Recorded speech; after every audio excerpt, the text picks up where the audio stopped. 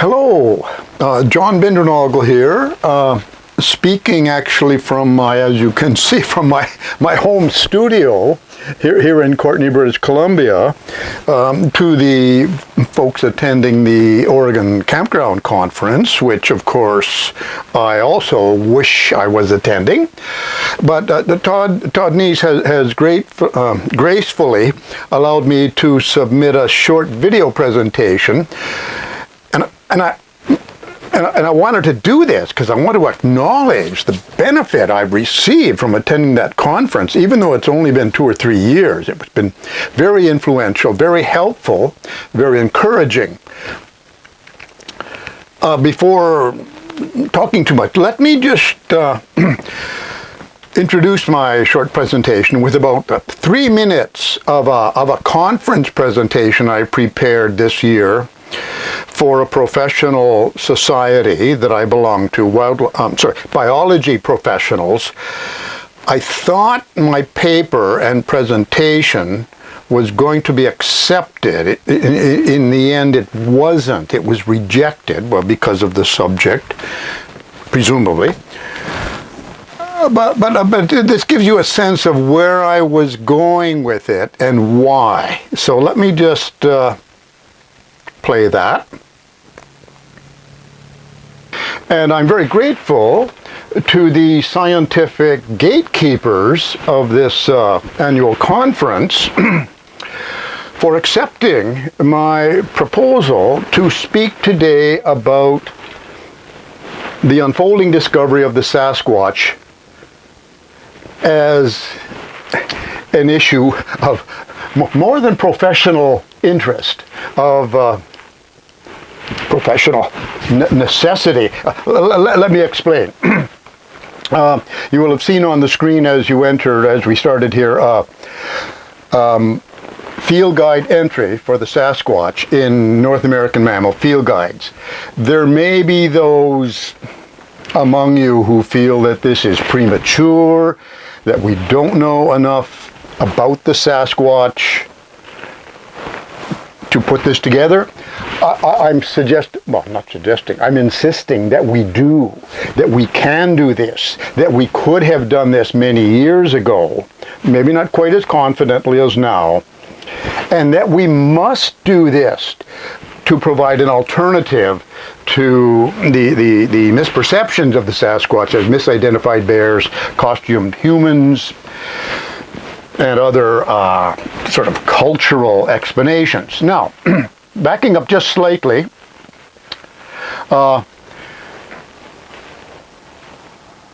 you may have noted in the abstract for this paper that I, being deferential and wanting to be on the program here today, I included the statement, "The near complete absence of biology professionals from the unfolding discovery of the Sasquatch puzzles Sasquatch eyewitnesses and amateur investigators." In fact, that is being deferential. In fact, it does more than puzzle them. It confuses them, and it provokes questions such as, and I heard this at a conference about 2 years ago, why would biology professionals and other scientists squander their hard-earned reputation for openness and curiosity and willingness to scrutinize evidence which challenges prevailing thinking? We have, and we do, and I feel strongly that it needs to be corrected, and I want to explain how we can do that.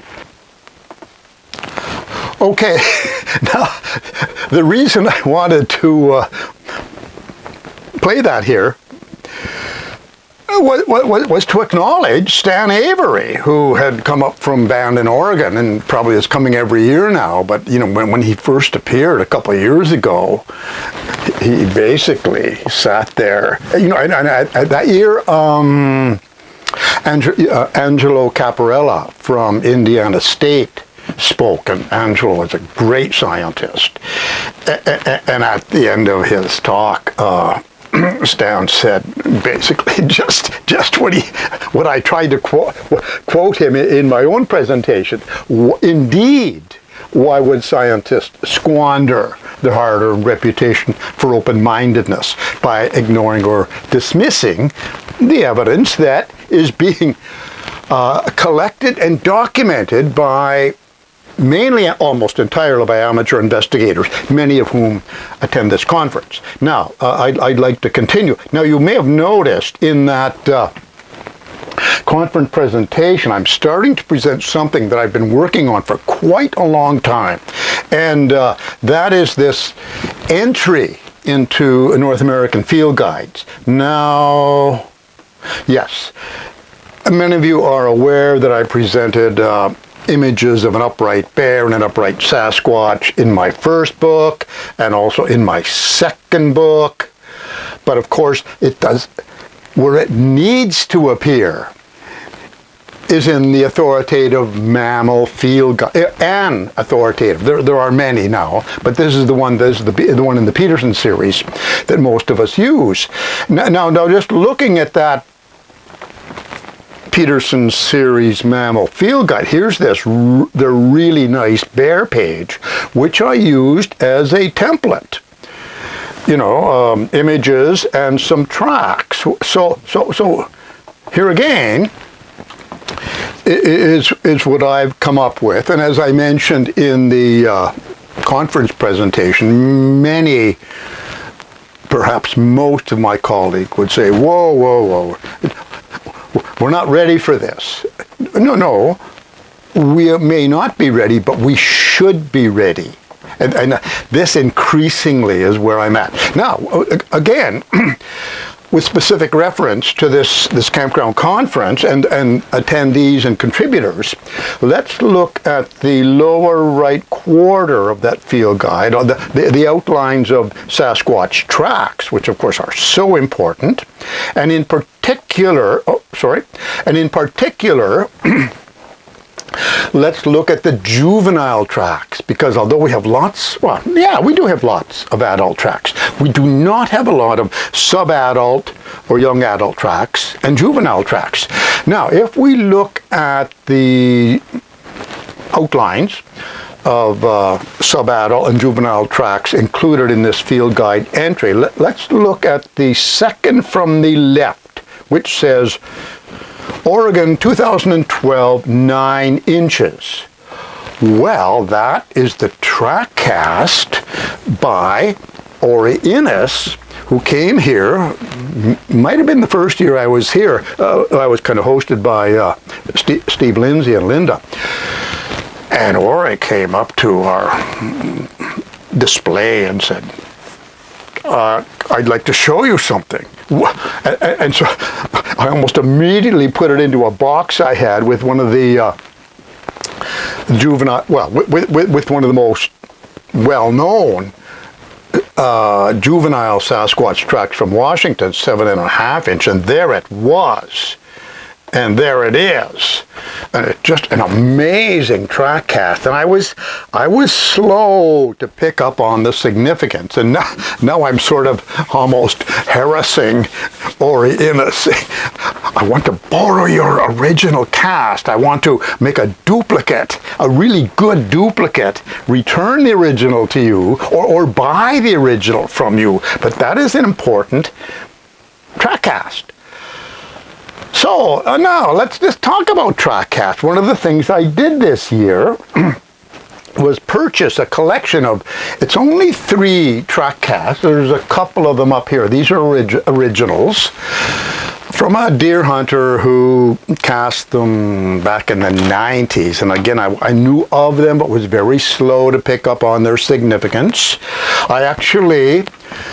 I should mention this, that on my website, sasquatchbiologist.org, I now have a section called Research Videos, where I basically stand here in my studio and work through a lot of evidence and bring up images, because kind of a sour note here. My books have not received the reviews and attention I had hoped for, but I'm hoping that these research videos may attract a bit of attention from my scientific and academic colleagues. Anyway, so my point being, I am working quite hard on duplicating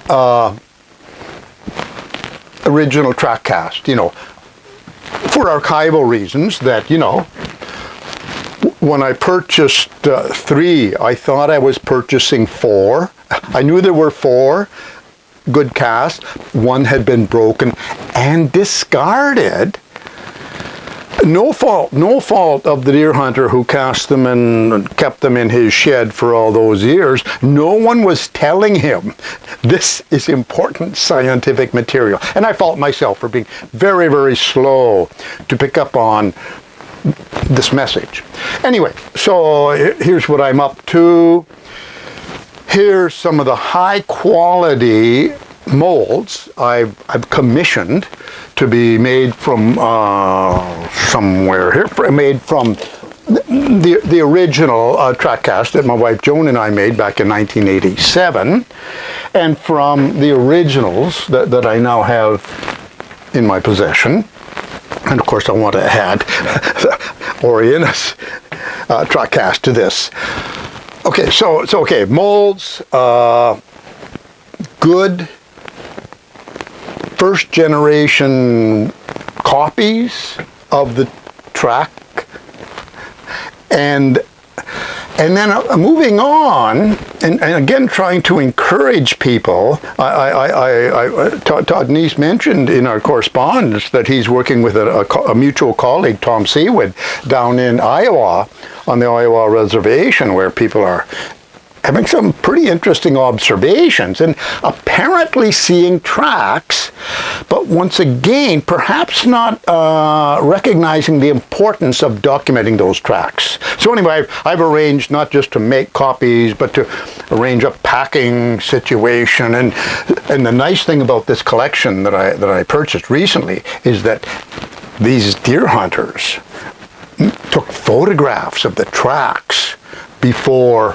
casting them. I have one of my research videos addresses this. It's really quite, what they did was pretty amazing. Anyway, so carrying on with that. Oh, okay. I remember what I'm talking about is having been encouraged by attending this campground conference. Only for a couple of years, or 2 or 3, but it was been very significant. And I mean, this conference is very much part of the unfolding discovery of the Sasquatch. It's very much part of the discovery process. As I indicated, in producing that my 20-minute conference presentation, that was rejected. I wanted to get it recorded, and that's what I did in the studio, so that my colleagues at least could hear and see what they missed. And I happen to think it's important. Okay, so now let's talking about it. Sorry, I don't have any illustrations for it, but sometimes I think, John, you're way too preoccupied with tracks and track casts. Well, I don't think so. And a couple years ago, Derek Randalls was talking about tracks and track cast, and he said, if I found a good track, I would sleep beside it to protect it overnight so that we could come back the next day and cast it. Thank you, Derek. You get it. And I'm affirmed, well, not affirmed, I'm encouraged when I hear that, because, we have been a little slow on documentation. I did not do a good job when we found these tracks in 1987. I carried on with some other obligations, finally got back, by which time it had been stepped in by a hiker, which, it's not all bad, but, another track had been obliterated because this was on a hiking trail. Anyway, I've been affected by the chill, because of the lack of encouragement and affirmation by my scientific colleagues. I also am one of these people kind of looking over my shoulder, Are we getting ahead of ourselves? No, we're not. And thanks, Derek, for that comment. Okay, now I I mentioned Angelo Caparella, who was here a couple years ago. And although Angelo and I do correspond and speak from time to time, I heard him saying to all of us in attendance, reminding us that there is science and there are scientists. And if any of us are sort of criticizing science for being inattentive to the evidence, we really need to maybe reconsider that and remember that it is individual scientists that we are trying to attract. And now, in that regard, I am encouraged once again by something that happened at this conference several years ago.